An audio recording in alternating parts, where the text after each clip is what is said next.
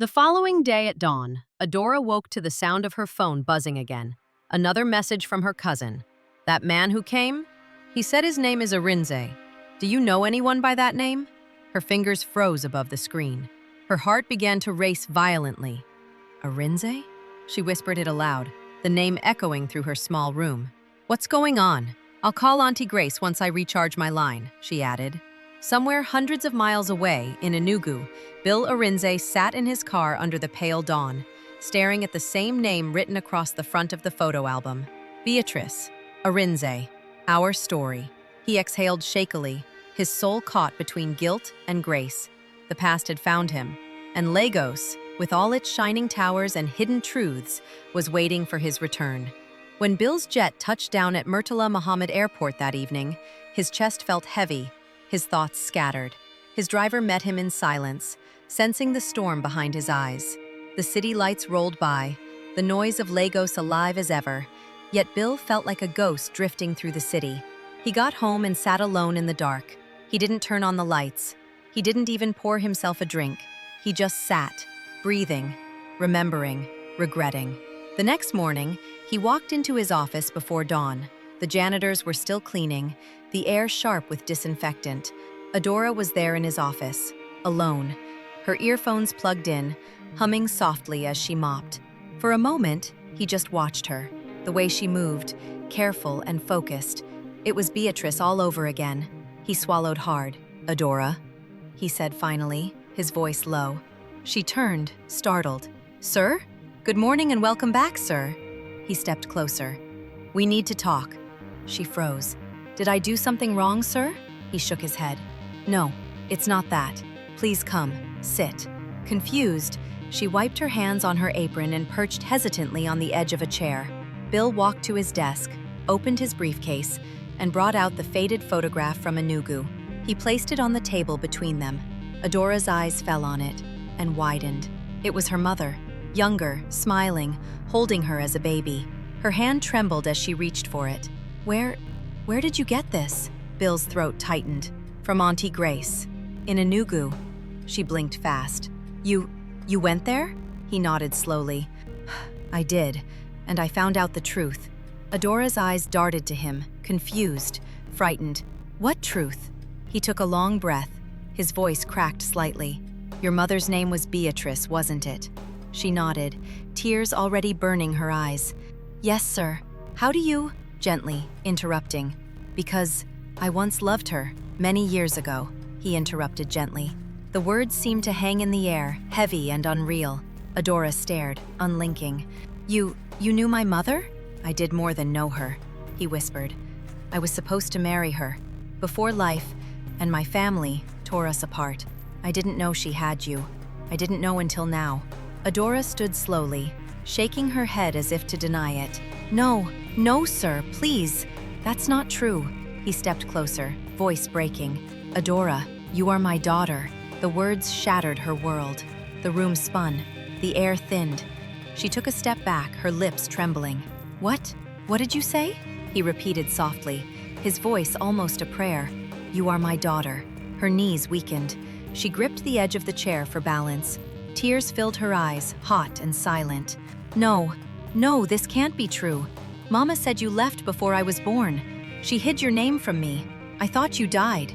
Bill reached out slowly, but she flinched away. Don't touch me. Please don't. Adora, listen to me. Don't!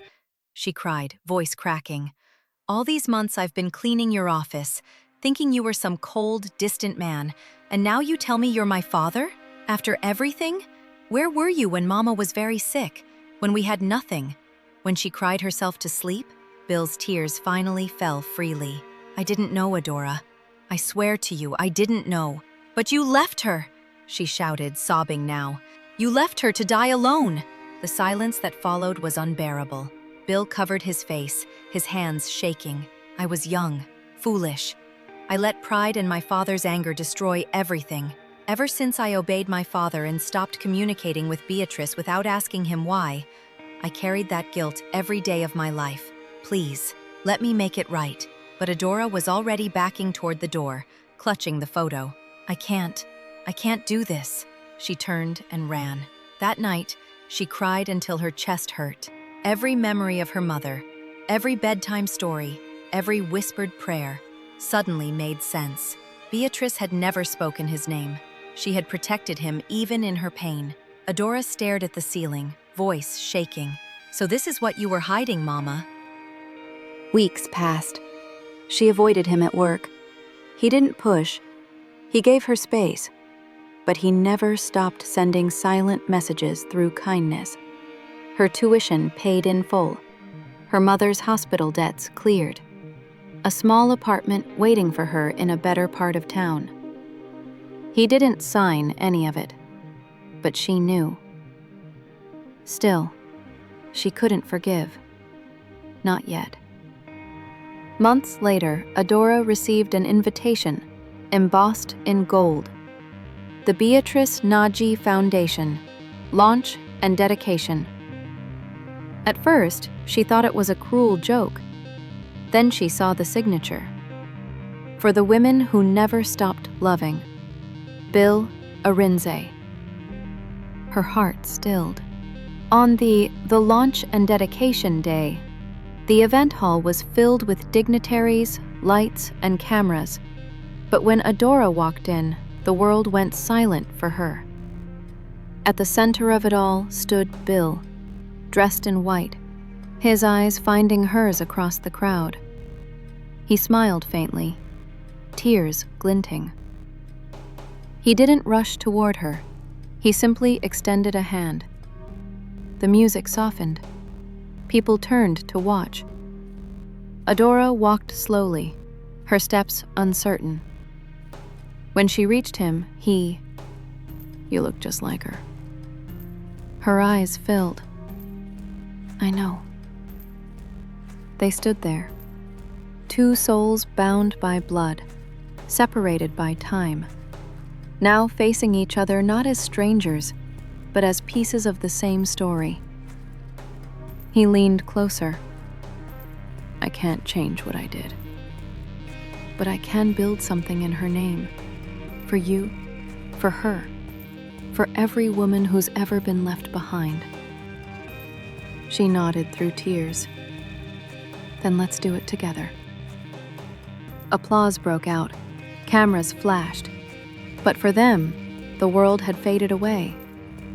In that moment, there was no billionaire, no cleaner, just a father and daughter, finding each other in the ruins of regret and love. Later that night, after everyone had left, they stood outside the foundation building. The wind carried the scent of rain again. Adora looked up at the stars. "Mama, can you see us?" Bill placed a trembling hand on her shoulder. "She can. She always could." They smiled, quietly, painfully, beautifully. For the first time in decades, Bill Arinze's heart was at peace. Not because he had found success, but because he had finally found home. And as the lights dimmed over the Beatrice Naji Foundation, one truth remained. Some stories are not about how they begin, but about how they end. With grace, with redemption, with love that learned how to stay.